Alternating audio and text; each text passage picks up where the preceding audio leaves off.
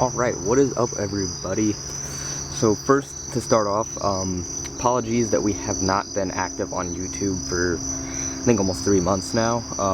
We just haven't found the time to really make and upload videos, but now we should be getting back on track with that, starting with this video right here, which if you can't already tell from the title of the video and what we're looking at right here, this is a gun overview of my Polarstar Jack, which is inside of a limited edition VFC 416 body. So, to start off again with the body, Elite Force released a limited edition 416, I think back in October, November 2014. It retailed for $500. I picked it up at a local shop for about $430 because they let me use the coupon code. So that was really great. Got their bug. We're going to start from front and then we're going to move to the back. Start at the front. This is a matrix suppressor, 180 millimeters I think. It's got like the smile wait for flash on it, but the way it ends up sitting on the gun fully tightened, you can't really see it that well. Not a big deal, but it does house my extended inner barrel inside of there, which I'll get to a little bit later. Moving back, I've got a replica KAC foregrip. Does what it needs to. I think it's made by AIM Sports. Really nice grip. Fits on there nice, stays there, and I actually really like the look of it on the 416s. Moving up right here, this is a G&P PEC 2. I think this retails for about 100, but I got it on sale for about 85. It's a really nice laser unit. The laser's pretty visible, even out in the day. Not that much, but it's still visible. The light is alright. I used it in a few CQB games. It does alright. I mean, it's not necessarily the brightest light or has the best, the tightest beam, but overall it's really nice, and I love the look of it on the 416s.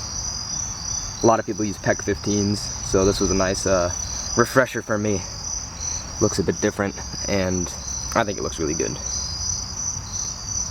Alright, right behind that is a G&P ACOG. Got this off of a friend. Really nice ACOG actually. I really like the dummy fiber optic. Actually looks quite nice. It is just a scope reticle. There is no illumination or anything like that. Really nice scope nonetheless. Has a nice reticle. Really clear, nice eye relief. And I can see through it with my mask and everything on. So that's a plus. I just still need to adjust it because it's completely off from where my BBs are flying. So right now it's just kind of for looks. Moving back here, this is the 416 style stock. I had some duct tape on here with my call sign just because I got bored.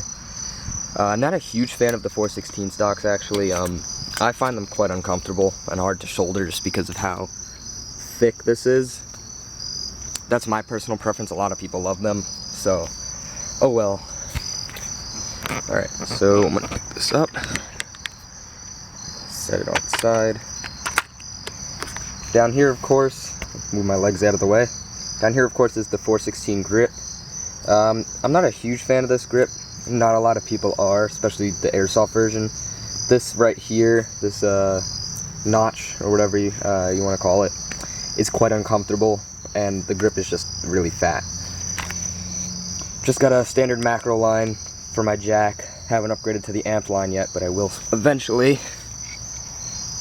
Alright, we're gonna flip this over.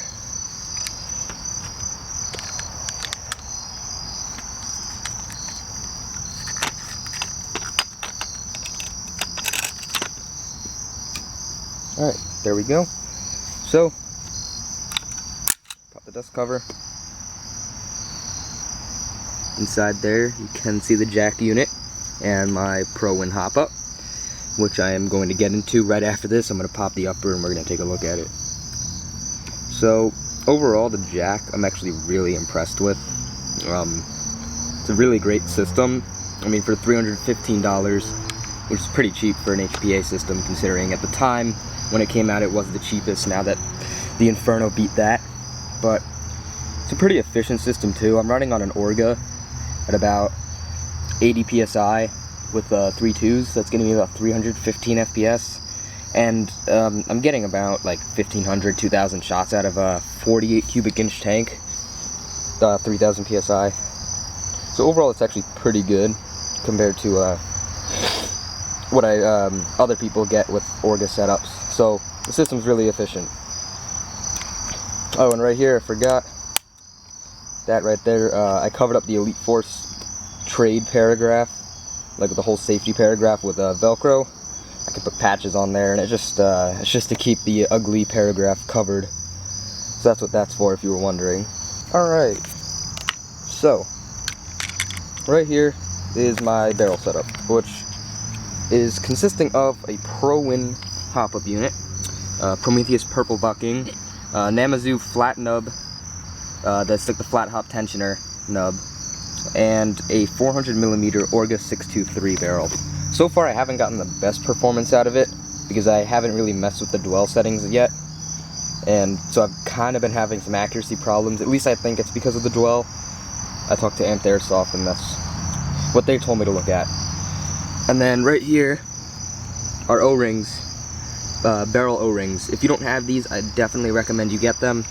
It keeps, you put them there on the barrel up against the hop unit to keep it tight to the receiver when it's inside your gun, and it just prevents any give between the hop-up unit and your gearbox or whatever, Polarstar. And overall, it's just there to help. And you can get a pack of like 10 for $5. It's not expensive, and they're definitely worth it.